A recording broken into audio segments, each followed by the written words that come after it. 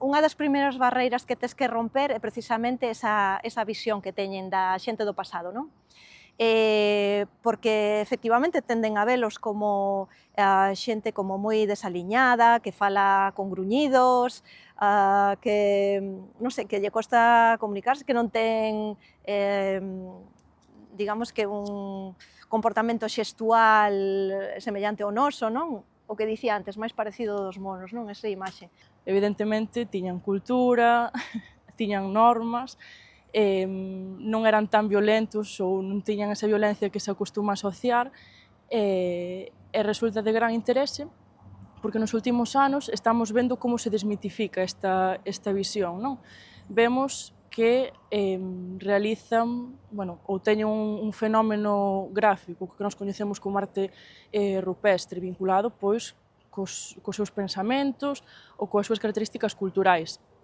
Vemos tamén que teñen intercambios, produces intercambios entre diferentes grupos que nos veñen a amosar pois, que hai comunicación entre estas sociedades, non? Estas cuestións de xente sen linguaxe ou, por así decirlo, pois non son tampouco certas. As sociedades que estamos vendo, os petroglifos, o resto das mámoas, os castros, está feito por xente como a nós, coas nosas caras, con nosa forma de pensar, de falar. Falarían unha lingua diferente, obviamente, tería unha forma de cantar diferente a nós, pero eles cantaban, eles pensaban, amaban, comían, reían e tiñan que ir ao baño tamén, nalgún momento. Hai que poñerse, eu creo que é bonito, e aquí os arqueólogos eu creo que intentamos facer, alo menos, poñerse na pel dunha persoa que vivía fai 4.000, 5.000 anos neste mesmo sitio e pensar como faría isto. Que ademais é moi doado ver paralelos a día de hoxe en outros grupos sociais, en outras comunidades que siguen vivindo, o sea, que a través da etnografía podemos ver que siguen vivindo con teñen un modo de vida que poderíamos asemellar ao que sería o estilo de vida primitivo, non? No que vemos que se coida moito a roupa, o peiteado, toda a estética corporal, a tatuaxe, o maquillaxe, todas estas cousas son moi importantes. Entón, debemos pensar que esa xente do Neolítico, da Idade do Bronce, do Paleolítico superior, pois era un pouco o mesmo, non? Témola que representar desa mesma maneira. Esta visión, como digo, do salvaxismo, pois aplicouse por unha cuestión moi concreta, que é a diferenciación das outras culturas ou das outras sociedades fronte a nosa. Unha visión eurocentrista, presentista, que o que fai é situar a nosa sociedade como o fin perfecto, non? Por así decirlo, o resultado final desa evolución das sociedades desde o máis primitivo ata a actualidade. Unha das cuestións que se tratan dende a arqueoloxía de xénero e que me parecen moi relevantes é ver como as mulleres poden desenvolver certas funcións que a priori non se lle teñen asignado. E unha delas, por exemplo, é o papel que xoga a muller na creación de arte rupestre. Isto, afortunadamente, coas metodoloxías que temos hoxe en día, foi probado que, por exemplo, na pintura está claro que hai moitas pinturas feitas por mulleres, non?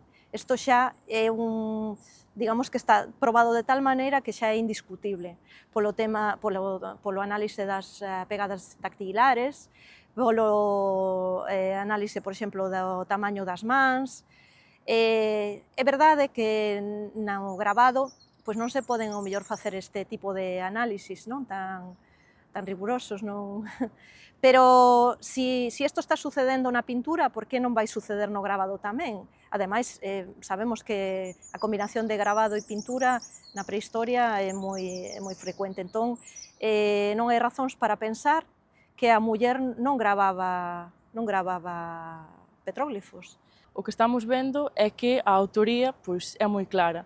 Sempre se fala pois, do home artista, da muller artista non se fala, non? Sempre temos ese home que pinta, ese home que grava. Entón, o que temos que preguntarnos é onde está a muller nese momento, non?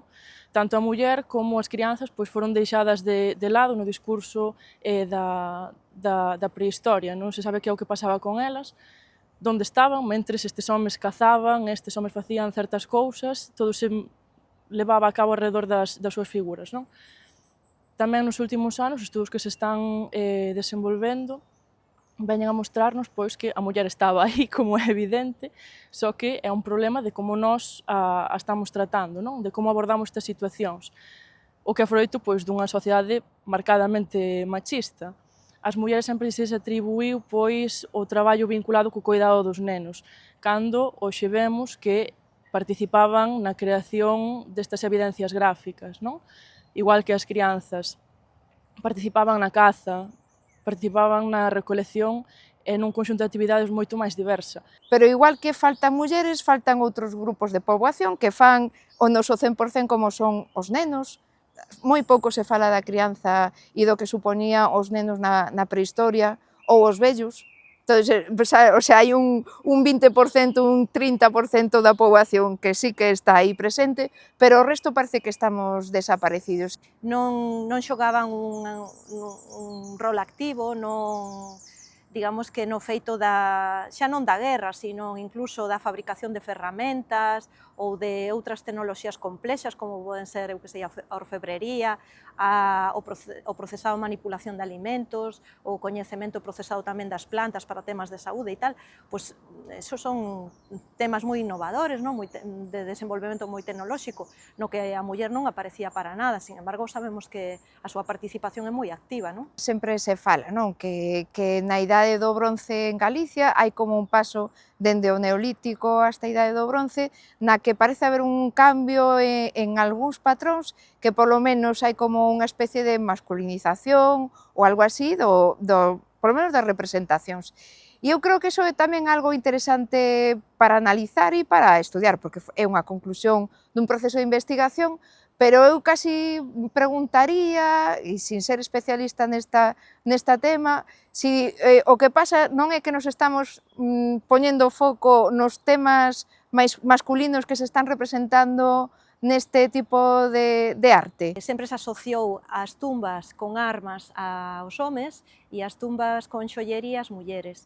E isto, afortunadamente, nas últimas décadas quedou superado, non? Houbo que revisar o rexistro, moitos destos rexistros arqueolóxicos que xa se daban por pechados, e o que sí que se pode constatar hoxe en día é que, efectivamente, hai tumbas de mulleres nas que aparecen armas e tumbas de homes nos que aparece xollería ou adorno corporal. O sea que, digamos que esos elementos materiais non están condicionando o sexo da persoa.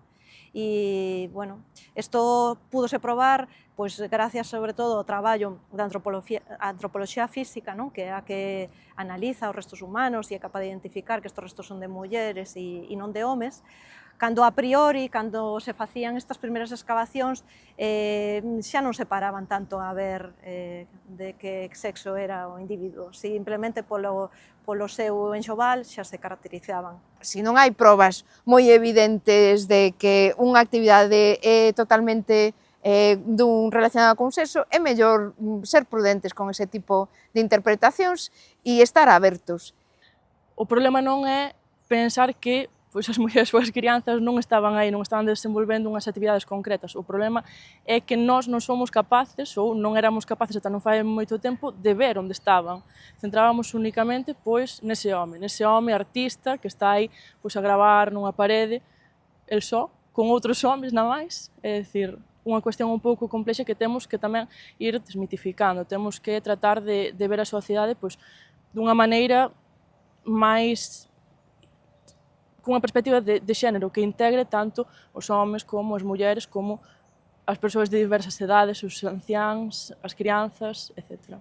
Cada vez hai máis reflexión, sobre todo dende a arqueoloxía feminista, para visitar o papel das mulleres e non teñen que ser todas guerreiras, pero non hai que ser guerreiras para ser importantes e decisivas nunha sociedade prehistórica no que unha parte importante da súa supervivencia dependía das actividades propias das mulleres, sean cales sean. Guerra, caza, recolección, coser, cantar, bailar, o que fora.